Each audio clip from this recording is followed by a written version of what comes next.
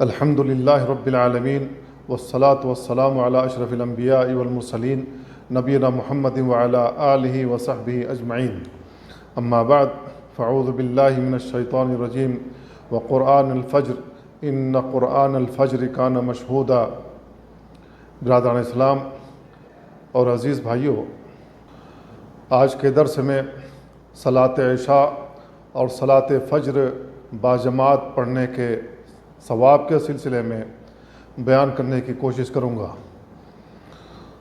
اللہ کے نبی صلی اللہ علیہ وسلم نے ان دونوں نمازوں کے سلسلے میں اپنی احادیث میں فضیلت بیان فرمائی ہے اور اس کا ثواب ذکر کیا ہے، لہذا ہمیں جاننا چاہیے کہ اللہ کے نبی صلی اللہ علیہ وسلم نے ان دونوں نمازوں کی کیا فضیلت بیان فرمائی ہے، تاکہ ہم ان نمازوں کا اہتمام کریں اور باجماعت پڑھنے کی کوشش کریں۔ قرآن مجید کی جو آیت پڑھی گئی، اس آیت میں اللہ رب العالمین نے بیان فرمایا فجر کا قرآن پڑھنا، یقیناً فجر کے وقت قرآن پڑھنا حاضر کیا گیا ہے۔ نماز فجر کا جو وقت ہوتا ہے یہ ایسا وقت ہے جس میں دن کے فرشتے اور رات کے فرشتے آ کر ملتے ہیں اور ان کی ڈیوٹیاں تبدیل ہوتی ہیں۔ تو اسی کے تعلق سے اللہ رب العالمین نے بیان فرمایا کہ فجر کے وقت قرآن پڑھنا۔ فجر میں اللہ کے نبی صلی اللہ علیہ وسلم لمبی قرات کرتے تھے اور اتنی لمبی قرات ہوتی تھی کہ بہت ہی اجالا ہو جاتا۔ تو اس آیت میں فجر کے وقت قرآن پڑھنے کو حاضر کیا گیا ہے، سے تعبیر کیا گیا ہے کہ اس وقت فرشتے حاضر ہوتے ہیں اور ان کی ڈیوٹیاں تبدیل ہوتی ہیں۔ عشاء کے تعلق سے اللہ کے نبی صلی اللہ علیہ وسلم نے بیان فرمایا ہے کہ جو شخص عشاء کی نماز باجماعت ادا کرے گویا کہ اس نے نصف رات قیام کیا ہے، قیام اللیل کیا ہے۔ اور یہ حدیث عثمان بن عفان رضی اللہ تعالیٰ عنہ سے مروی ہے۔ وہ کہتے ہیں کہ اللہ کے نبی صلی اللہ علیہ وسلم سے میں نے فرماتے ہوئے سنا من صلی العشاء فی جماعہ، جو شخص عشاء کی نماز باجماعت ادا کرے فکأنما قام نصف اللیل، گویا کہ اس نے آدھی رات قیام کیا۔ ومن صلی الصبح فی جماعہ، جو شخص فجر کی نماز جماعت کے ساتھ ادا کرے فکأنما صلی اللیل کلہ، گویا کہ اس نے پوری رات نماز پڑھی ہے۔ اس کو امام مسلم نے، ابو داؤد نے اور امام ترمذی نے روایت کیا ہے۔ اور ابو داؤد اور ترمذی کے الفاظ اس طریقے سے ہیں من صلی العشاء فی جماعہ، جو شخص عشاء کی نماز باجماعت ادا کرے کان کقیام نصف لیلہ، تو گویا کہ اس نے نصف رات قیام کیا۔ ومن صلی العشاء والفجر فی جماعہ، اور جو شخص عشاء اور فجر کی نماز جماعت سے ادا کرے کان کقیام لیلہ، گویا کہ اس نے پوری رات قیام کیا۔ تو اس حدیث پر آپ غور کریں، اللہ کے نبی صلی اللہ علیہ وسلم بیان فرما رہے ہیں کہ عشاء کی نماز جو شخص جماعت کے ساتھ ادا کر لے گویا کہ اس نے نصف رات قیام کیا، آدھی رات قیام کیا ہے۔ آدھی رات تک کون قیام کر سکتا ہے؟ 1 گھنٹے تراویح کی نماز پڑھنا ہمارے لیے مشکل ہو جاتا ہے، اور اگر کوئی حافظ قرآن ترتیل کے ساتھ قرآن پڑھے تراویح کی نماز میں تو لوگ شکوے کرنے لگتے ہیں کہ ذرا جلدی پڑھائیے تاکہ جلدی نماز ختم ہو۔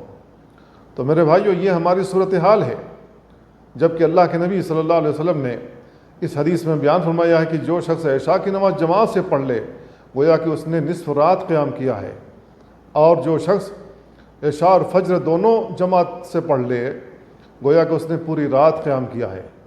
اللہ کے نبی صلی اللہ علیہ وسلم نے یہ فضیلت بیان فرمائی ہے ان دونوں نمازوں کی، لہذا ہمیں ان دونوں نمازوں کا اہتمام کرنا چاہیے۔ ایک روایت ابو ہریرہ رضی اللہ تعالیٰ عنہ سے مروی ہے، اللہ کے نبی صلی اللہ علیہ وسلم بیان فرماتے ہیں اثقل الصلاۃ علی المنافقین صلاۃ العشاء و صلاۃ الفجر، منافقین پر سب سے بھاری نماز عشاء اور فجر کی ہوتی ہے۔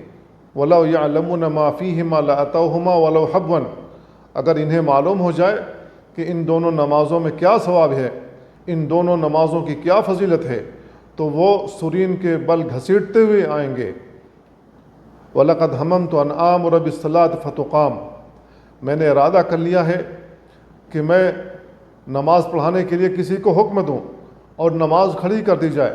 ثُمَّ آمُرَ رَجُلًا فَيُصَلِّ بِالنَّاسِ، پھر کسی آدمی کو حکم دوں کہ وہ لوگوں کو نماز پڑھائے.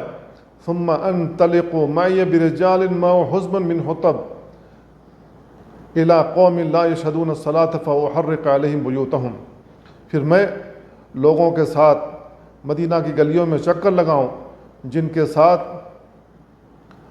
لکڑیوں کے گٹھر موجود ہوں، اور ایسے لوگوں کے پاس آؤں جو نماز میں جماعت کے ساتھ حاضر نہیں ہوئے. فَأُحَرِّقُ عَلَيْهِمْ بُيُوتَهُمْ، تو میں ان کے گھروں کو آگ لگا دوں. اس کو بخاری اور مسلم نے روایت کیا ہے. تو میرے بھائیوں، اس حدیث پر آپ غور کریں. اللہ کے نبی صلی اللہ علیہ وسلم بیان فرماتے ہیں کہ منافقین پر دو نمازیں بھاری ہوتی ہیں، وہ عشاء کی نماز ہے اور فجر کی نماز ہے. اور فجر کی نماز کے تعلق سے اللہ کے نبی صلی اللہ علیہ وسلم بیان فرمایا کہ میرا جی چاہتا ہے کہ میں اپنے مصلی پر کسی کو کھڑا کروں، وہ لوگوں کو نماز پڑھائے، اور میں مدینہ کی گلیوں میں چکر لگاؤں. جو شخص فجر کی نماز میں جماعت کے ساتھ حاضر نہیں ہوا اس کے گھر کو آگ لگا دوں. تو میرے بھائیوں، اس حدیث کے مطابق ہم اپنے اوپر غور کریں. کیا ہم عشاء کی نماز میں جماعت کے ساتھ حاضر ہوتے ہیں؟ کیا ہم فجر کی نماز میں جماعت کے ساتھ حاضر ہوتے ہیں؟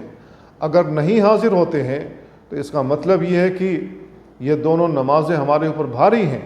کہیں ایسا تو نہیں ہے کہ اللہ رب العالمین نے ہمیں منافقوں میں شمار کر لیا ہے اور ہمیں توفیق نہیں دے رہا ہے نماز پڑھنے کی، نہ عشاء کی نماز اور نہ ہی فجر کی نماز. اگر ہم ان دونوں نمازوں میں حاضر نہیں ہوتے ہیں تو نبی کریم صلی اللہ علیہ وسلم نے فرمایا کہ یہ دونوں نمازیں منافقین پر بھاری ہوتے ہیں. اور ایک روایت ابو الدرداء رضی اللہ تعالیٰ سے مروی ہے کہ جب ان کی وفات کا وقت قریب ہوا تو انہوں نے کہا احدثکم حدیثا سمعتہ من رسول اللہ صلی اللہ علیہ وسلم، میں تم سے ایک حدیث بیان کرتا ہوں جس کو میں نے رسول اللہ صلی اللہ علیہ وسلم سے سنا ہے. آپ نے بیان فرمایا اعبد اللہ کأنک تراہ، اللہ کی عبادت ایسے کرو گویا کہ تم اس کو دیکھ رہے ہو. فإن لم تکن تراہ، اگر تم اس کو نہیں دیکھ سکتے فإنہ یراک، وہ تمہیں دیکھ رہا ہے. وعدد نفسک فی الموتى، اپنے آپ کو مردوں میں شمار کرو. وإیاک ودعوۃ المظلوم، اور مظلوموں کی بد دعاؤں سے بچو. فإنہا تستجاب، اس لیے کہ مظلوموں کی بد دعائیں قبول ہوتی ہیں. ومن استطاع منکم ان یشہد الصلاتین العشاء والصبح، تم میں سے جو شخص استطاعت رکھتا ہو کہ وہ دو نمازوں عشاء اور فجر میں حاضر ہو سکتا ہو تو وہ حاضر ہو. ولو حبوا، چاہے اسے سرین گھسیٹ کر آنا پڑے تو اسے آنا چاہیے. تو اس حدیث پر آپ غور کریں کہ ابو الدرداء رضی اللہ تعالیٰ عنہ نے کئی باتیں اس حدیث کے اندر ذکر کی ہیں، اور یہ جو باتیں ذکر کی گئی ہیں اس حدیث کے اندر، یہ باتیں دوسری حدیثوں میں بھی تفصیل کے ساتھ موجود ہیں جو صحیح حدیثوں سے ثابت ہیں. تو میرے بھائیوں، اللہ کے نبی صلی اللہ علیہ وسلم نے بیان فرمایا اس حدیث کے اندر کہ جو شخص دو نمازوں میں حاضر ہو سکتا ہو، چاہے سرین گھسیٹ کر ہی اسے کیوں نہ آنا پڑے، یعنی وہ اپنے پاؤں پر چل کر نہ آ سکتا ہو، وہ کسی آدمی کے سہارے نہ آ سکتا ہو، سرین گھسیٹ کر آنا پڑے تو اسے ان دونوں نمازوں میں آنا چاہیے. دونوں نمازیں جماعت کے ساتھ پڑھنی چاہیے. وہ دونوں نمازیں کون سی ہیں؟ عشاء کی نماز ہے اور فجر کی نماز ہے. اس سے ان دونوں نمازوں کی اہمیت کا اندازہ ہوتا ہے. اور ایک روایت سمرہ بن جندب رضی اللہ تعالیٰ سے مروی ہے. اللہ کے نبی صلی اللہ علیہ وسلم فرماتے ہیں من صلی الصبح فی جماعہ، جو شخص جماعت کے ساتھ فجر کی نماز پڑھ لے فہو فی ذمۃ اللہ، تو وہ اللہ کے ذمے ہو جاتا ہے. اس کو ابن ماجہ نے صحیح سند کے ساتھ روایت کیا ہے. اس حدیث پر آپ غور کریں. اللہ کے نبی صلی اللہ علیہ وسلم نے فرمایا کہ فجر کی نماز جماعت سے پڑھنے والا اللہ کے ذمے ہو جاتا ہے. جو شخص اللہ کے ذمے ہو جائے، نہ اس کو شیاطین نقصان پہنچا سکتے ہیں، نہ دنیا کی کوئی اور مخلوق اس کو نقصان پہنچا سکتی ہے، بلکہ وہ اللہ کی رہنمائی میں ہو جاتا ہے، اللہ کے ذمے ہو جاتا ہے. اللہ رب العالمین اس کو محفوظ رکھتا ہے. تو میرے بھائیو، یہ اہمیت ہے فجر کی نماز کی، لہٰذا ہمیں فجر کی نماز جماعت کے ساتھ پڑھنا چاہیے.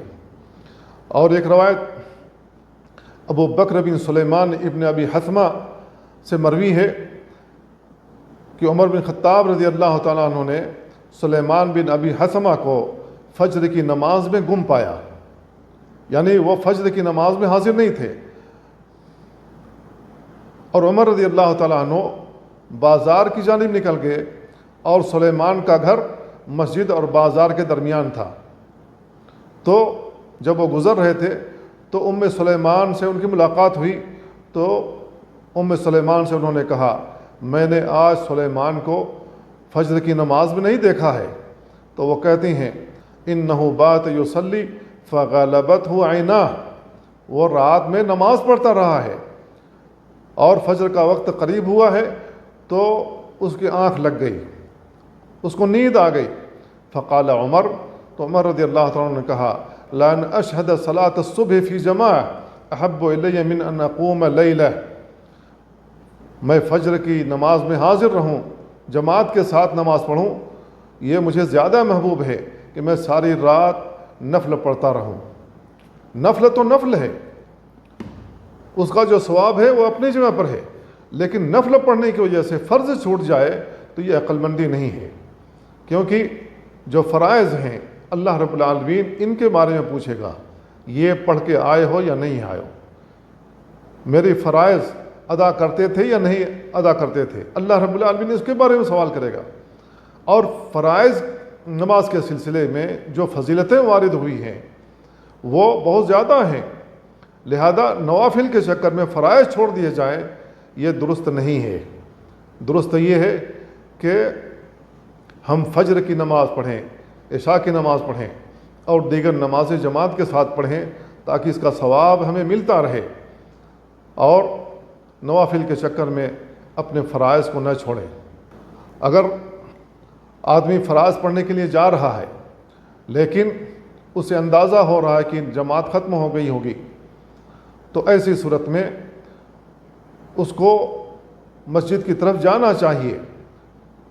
اس سلسلے میں ابو ہریرہ رضی اللہ عنہ کی حدیث مروی ہے من توضأ فأحسن وضوءہ، جو شخص اچھے طریقے سے وضو کرے ثم راح فوجد الناس قد صلوا، پھر وہ مسجد کی طرف جائے اور اس حال میں لوگوں کو پائے کہ انہوں نے نماز پڑھ لی، آتاہ اللہ مثل اجر من صلاھا وحضرھا، تو اللہ رب العالمین اس کو بھی وہی ثواب وہی اجر لکھے گا جو اس نماز میں حاضر تھا جس نے وہ نماز پڑھ لی تھی۔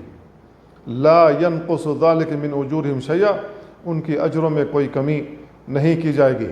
اس کو ابو داؤد، نسائی اور امام حاکم نے روایت کیا ہے۔ امام حاکم نے کہا صحیح علی شرط مسلم، یہ حدیث صحیح ہے اور مسلم کی شرط کے مطابق ہے۔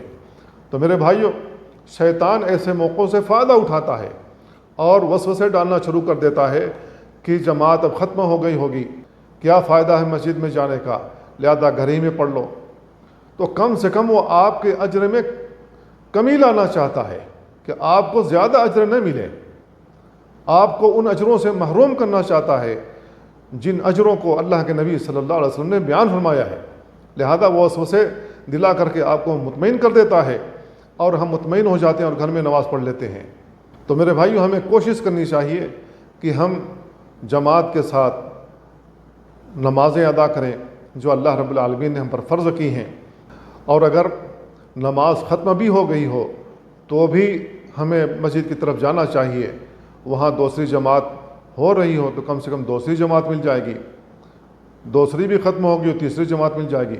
بہرحال ہمیں جماعت کے ساتھ نماز پڑھنے کی کوشش کرنی چاہیے۔ اللہ تعالیٰ سے دعا اللہ ہمیں ان باتوں کو سمجھنے اور ان پر عمل کرنے کی توفیق عطا فرمائے۔ وصلی اللہ وسلم علی نبینا محمد وعلی آلہ وصحبہ اجمعین۔ والسلام علیکم ورحمۃ اللہ وبرکاتہ۔